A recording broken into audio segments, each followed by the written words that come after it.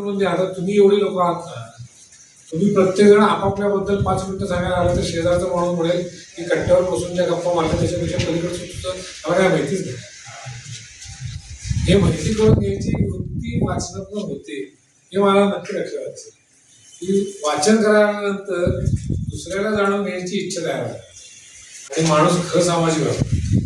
जे सामाजिक आहे, सामाजिक आहे म्हणतो आपण, सामाजिक काही नसतो. आता हल्ली ते 2 उदाहरणं सांगायला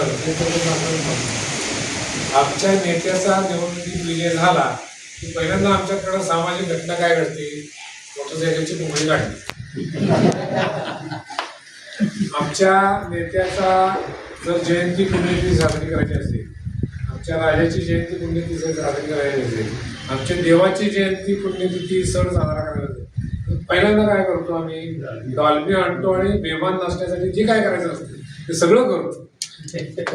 ह्याच्यात जो सात्विक आनंद जो आपण घेत असतो तो आनंद दुसऱ्या पण 4 गोष्टीतून मिळू शकतो. हे आपल्याला संभाषण करून म्हणजे नुसतं वक्तृत्व करून नुसतं कोणाला तरी दोष पाजून कळणार नाही. सर्वसामान्य माणूस कशातनं आनंद घेऊ शकतो हे सर्वसामान्यपणे पुस्तकच सांगू शकतो.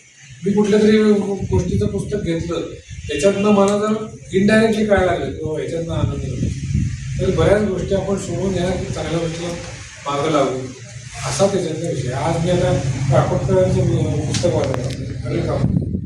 तो माणूस नुसतं आपण पद्मश्री आहे, पद्मभूषण आहे, शांती होता असं वाचून नुसतं काय होतं, एक वाचायला सुरुवात केल्यानंतर लक्षात येतं की किती मेहनत घेतली आहे, किती जिद्द दाखवली त्या माणसाने. त्यांची आई ही महात्मा गांधींच्या आश्रमामध्ये त्यांच्या बरोबर असायची. त्यांच्या ह्याच्यावर शाळा चालवली. पण शाळा अशी जमल्या तर गांधीजींचे येतात चिले साने गुरुजींसारखं खिशाला दवडी नाही. आणि तसं असताना वडील गेले गोवा क्रांतीला, तिथनं अटक झाली, त्यांना नेऊन टाकलं पोर्तुगालमध्ये. आता संसार कसा चालवायच्या परिस्थितीमध्ये हा माणूस शिकला आणि पुढे गेले. हे जर वाचलं तर ते अजून काकोडकर हा एक वेगळा विषय आहे.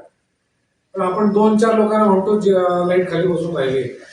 कित्येक त्या पिढीतले कित्येक लोक असे काही संशोधन नसताना आपल्या आयुष्यात पुढे गेले.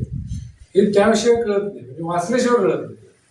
त्यामुळे वाचायला पाहिजे आणि जेवढ्या लहान वयात हे वाचनाचे संस्कार घडतील काही वाचा, गोष्टीची पुस्तकं वाचू, परिकथेची पुस्तकं वाचू, पण ते वाचू